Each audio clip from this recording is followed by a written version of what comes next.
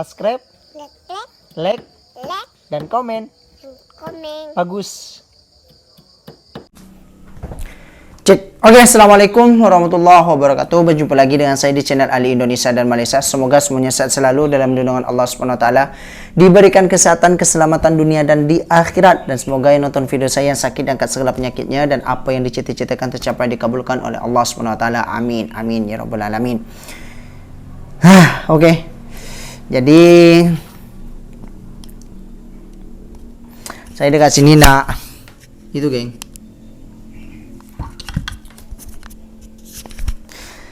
Ada hal yang buat saya macam tak kena lah.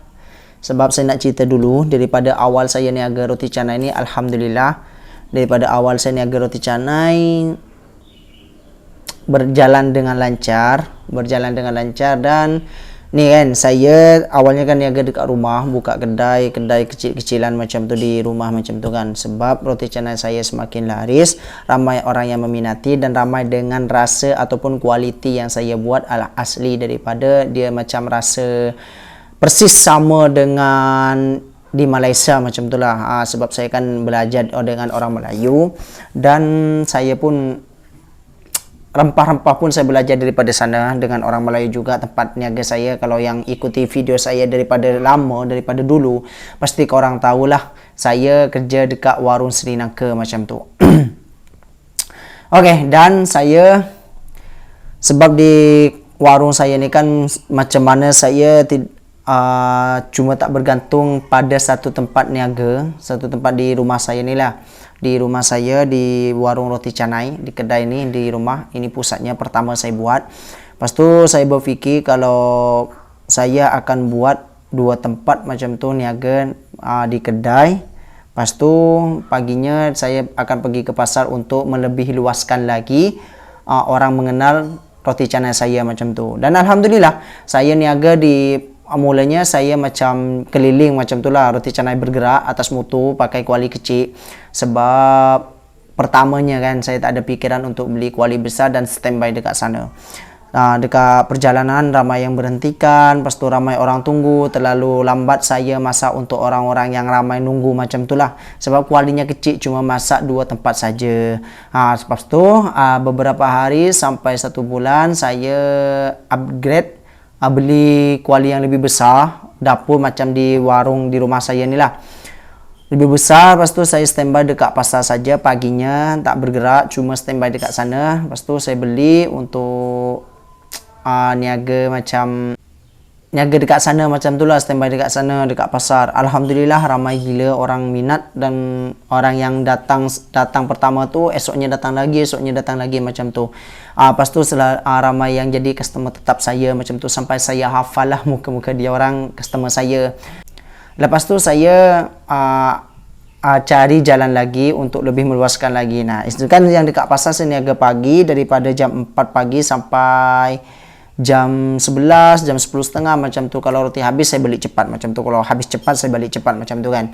Lepas tu saya, sebab ramai yang suka paginya, saya standby cari jalan lagi untuk meluaskan lagi roti canai saya. Lepas tu petangnya saya niaga lagi. Petangnya saya niaga standby dekat ada depan supermarket, jalan lebih besar di sebelah di pasar juga, tapi sebelahnya lebih jauh sikit daripada sana, lebih ke barat macam tu lah. Lain tempat tapi satu kawasan. Kawasan kalau petang dekat situ orang ramai gila, daripada jauh-jauh orang lalu macam tu, kalau nampak dia orang berhenti nampak roti canai. Alhamdulillah ramai yang kenal tu pun ramai. Sebab di kampung saya ni kan, di kampung saya ni rata-rata 100% orang TKI daripada Malaysia. Jadi dia orang tahulah roti canai macam tu. Alhamdulillah selama buka dekat sana, saya pertamanya alhamdulillah sampai viral, ramai orang tahu, orang cari ramai macam tu, yang petangnya cari sebab dah ada roti canai. Sebelumnya kan tak ada orang niaga roti canai di tempat dekat situ. Lepas tu tiba-tiba saya niaga, ramai orang kagum, ramai orang shock, ramai orang yang terkejut macam tu lah. Dia orang sangka saya kreatif, sebab saya niaga menggunakan motor. Niaga roti canai pertama kali dia orang nampak saya niaga roti canai atas motor macam tu. Nah, lepas tu saya kan kemarin cuti beberapa hari sebab Maulid Nabi. mungkin ada 4 hari macam tu lah maulid Nabi kan di rumah saya, lepas tu di rumah mertua, lepas tu ada jemputan daripada jiran-jiran. Dia orang kampung saya ni kalau maulid Nabi saya cuti ataupun tak setiap hari niaga, dia orang maklum sebab maulid Nabi di kampung saya dah biasa maulid Nabi macam tu. Maulid Nabi jiran-jiran macam tu jemput, ada orang sedekah ramai-ramai, orang jemput orang sampai 100 sampai 200 macam tu orang jemput jiran-jirannya untuk makan bersama macam tu, untuk baca selawat bersama macam tu lah, hajatan macam tu, hajatan maulid Nabi. Dan kemarin cuti yang 4 hari tu ada anak buah saya bawa mutu saya itu kan tertulis roti canai. Lepas tu dia orang anak buah saya itu kan orang dah tahu kalau niaga roti canai dengan saya macam tu, dia macam anak buah saya macam tu lah. Rupa-rupanya selama saya niaga roti canai ada orang yang iri, ada orang yang tak suka, geng. Ada yang tak suka, dia anak buah saya beli minyak dekat sana, dekat tempat orang yang iri dengan saya ni lah. Tak tahulah, tak suka, bukan iri, tak suka. Lepas tu beli minyak dekat sana, dia tanya, kenapa tak niaga lagi macam tu? Kenapa tak niaga, tak niaga, lepas tu dah tak ada orang beli. Dah bacaannya ataupun mantranya dah habis katanya macam tu.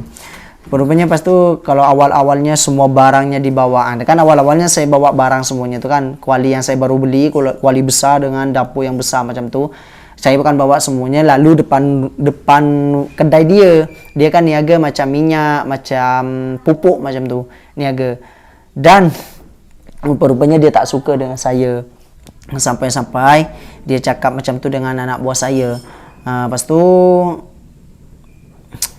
kan dia tanya, dah dibaca semua ke mantra-mantranya? Dia kata baca macam saya guna bomoh macam tu lah, guna bomoh macam tu. Sebab dia nampak roti canai saya kan time hari tu di kat pasar tu macam orang ramai yang tunggu, macam datang ramai yang datang beli, diserbu macam tu kan roti canai saya. Alhamdulillah.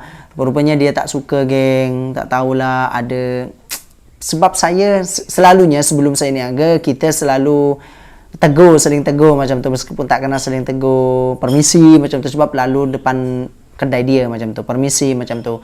Dah saya permisi sebelumnya dia saling tegur juga, Inki macam tu, Inki maksudnya dia ya yang macam tu. Lepas tu selama saya dah perasan, selama dah start niaga saya tegur dia macam buat muka lain, buat muka pindah macam tu lah. Macam tu saya tegur dia macam tak balas, macam tu dah lain muka. Rupanya kemarin dapat dengar daripada anak buah dia kata saya guna bomoh katanya, dia mantra-mantra yang saya bomoh katanya, geng. Ya Allah, dah baca semua ke macam tu? Aduhai, tak tahulah, geng. Ternyata betul, saya pun pernah tengok videonya Bang Kapten, ada orang yang tuduh guna bomoh juga macam tu. Sebetulnya ramai juga, dan daripada komen-komen daripada subscriber saya pun orang niaga ni pasti ada yang tak suka macam tu lah, ada orang kata macam tu. Tak tahulah, geng. Tapi alhamdulillah saya tak kisahlah, saya terus niaga saja sampai sekarang. Alhamdulillah ramai, daripada tadi pagi pun ramai, alhamdulillah, bersyukurillah. Dan yang paginya pun ramai juga, yang petangnya pun ramai juga. Tapi adalah yang tak ramai macam tu sebab hujan tu orang malas nak keluar macam tu. Dan gila pasar-pasaran orang niaga ada surutnya, ada ramainya macam tu, geng. Okey, jadi tak tahulah, geng. Dituduh saya dituduh guna bomoh, dah baca semua mantra-mantra bomohnya katanya, geng, sama anak buah saya. Lepas tu anak buah saya ceritalah kepada saya macam tu. Tak tahulah saya nak buat macam mana, tetap saya niaga. Janji saya dah jaga akhlak, dah jaga tata krama, dah jaga adab, dah jaga tak macam buat putuskan rezeki orang sebab saya niaga lain daripada orang lain. Ada ramai dekat sana niaga baju, niaga minyak, saya niaga roti canai, tak ada dekat sana. Jadi sebab mungkin itulah ramai orang yang datang, sebab tu dia orang tuduh saya guna bomoh, dukun. Okey, geng, jadi bagi komen dekat bawah apa yang saya kena buat. Bagi komen dekat bawah ya, sebab saya ada keluarga dekat YouTube, jadi saya sembang-sembang ataupun tanya pendapat ataupun minta masukan ataupun minta saran bagaimana yang saya sepatutnya kena buat. Okey, jadi cukup sampai videonya. Assalamualaikum warahmatullahi wabarakatuh. Salam damai, salam hormat, salam sejahtera. Semoga kita semuanya sehat selalu dalam lindungan Allah Subhanahu wa taala. Indonesia dan Malaysia saudara. Okey.